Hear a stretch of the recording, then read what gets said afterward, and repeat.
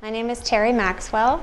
I'm 37 years old, and I was diagnosed with signet ring cell adenocarcinoma stomach cancer in spring 2011.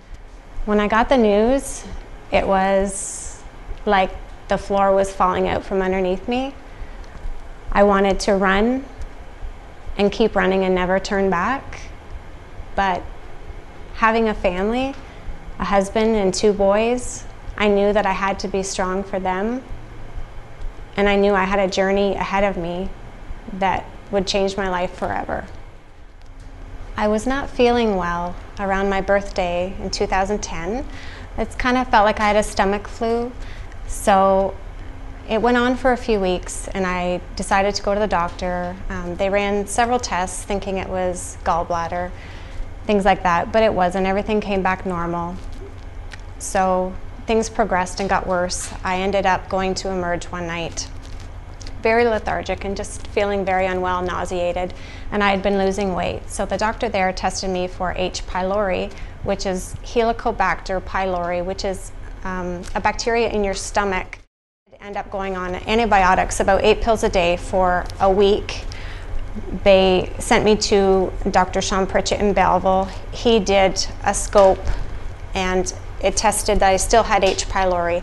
He put me on the same prescription for 2 weeks, just a longer process to kill the bacteria. And 2 months later, it was successful. The H. pylori was gone.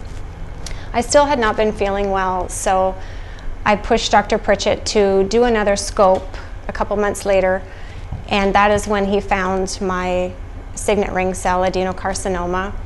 He was very shocked, basically because of my age, and it was such a small diameter of cancer that was found. Anyways, I did a second scope just to verify, and it was indeed the cancer.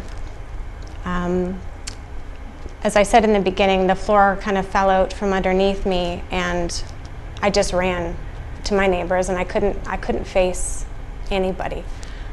I didn't know how to tell my boys. I didn't know how to tell my family, my husband. It was very difficult. They removed the cancer itself, and the perimeters were clear. So at that point, I did think I was clear. I was told by the tumor board that because my lymph nodes were not checked, that I was not in the clear for stomach cancer. So the best option was to remove the entire stomach. And that news just set me in a whirlwind again. We went to Kingston to see an oncologist just for more information, and I was just crazy. Like, I couldn't believe it. I'm still, to this day, in disbelief of the whole thing happening. So the best option was to move forward. I did my research. I found a surgeon in Toronto at Mount Sinai. Her name is Dr. Carol Swallow. She's the best in Canada. And we set the date. Leading up to getting ready for the surgery was just nightmarish. I had to leave my boys. It meant me missing them, going back to school on their first day. And it was heart-wrenching. So surgery day's here.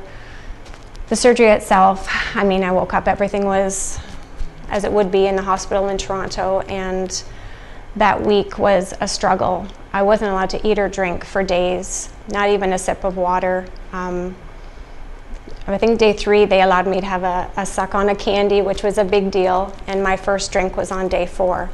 The doctors were amazed at my progress and my desire to push to go home. My first meal, believe it or not, in the hospital was a turkey dinner, and the doctors couldn't believe I did little rounds of eating a whole turkey dinner, but only little bites.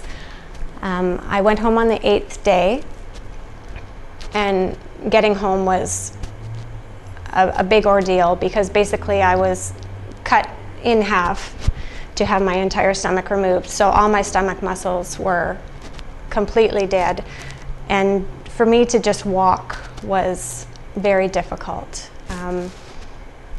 I call it my rebirth, as I had to learn how to walk again. I had to learn how to eat. I had to take small bites. I had to chew. When the food goes down, it gets stuck because my small intestine was attached to my esophagus, so I just have a tube where the food goes down. I can't drink liquids with solids, so I have to space out my eating an hour. If I have a drink, I have to wait an hour to eat, and vice versa. I also get dumping syndrome, which is my heart palpitates, I get dizzy spells, and I get severe nausea when I eat. So this makes life very difficult. I was tested for the HDGC, it's hereditary diffuse gastric cancer at Toronto, and I did test negative, but what they're thinking is that I may have a new gene that isn't able to be tested for yet. So I'm their research right now for that as well, which is kind of, it's unnerving because it makes me worry that my children will have it too, but at least they will be monitored at a young age. I wanted to get a job, but I just, with the eating process, and I'm so lethargic all the time because I'm now as well chronic anemia because I don't absorb iron, I don't absorb calcium, I get B12 shots, all those wonderful things. But as difficult as it is day to day, I'm still here. I have my family, and I get to watch my boys grow up. And they were the biggest part of me doing this because they needed a mom. And it's not all about me. I had to put them first. And so a big part of my decision was for them. You just have to stay strong and hold on to hope, because there is a light at the end of the tunnel. It just may not be an easy tunnel.